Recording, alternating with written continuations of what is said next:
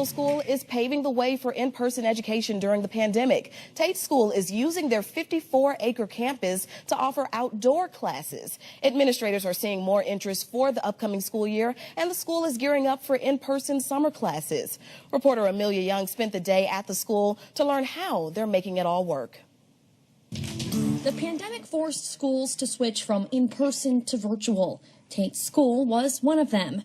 When schools had the opportunity to open back up, Tate School knew that would be easy to do. We believe strongly in outdoor education. This is what their classrooms look like, outside with plenty of fresh air. Our children have an opportunity to go and learn in the forest or at the pond or in the apple orchard.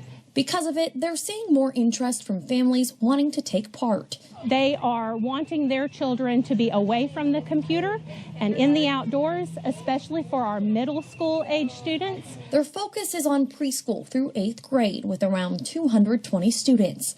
Since reopening, they've increased safety protocols, resulting in no positive COVID cases for teachers. I believe we will see more and more families choosing our school because we can offer in-person learning, outdoor learning. Last summer, Tate's Day Camp held summer camps for kids, following protocols while letting kids experience something new. We're very lucky to be able to spread out and naturally, socially distance.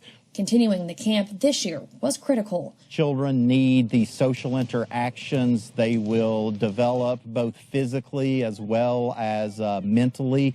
They'll learn how to be part of a team. They're proud not only of their ability to be different, but to allow kids to continue their education in person through a pandemic. Reporting in Knoxville, Amelia Young.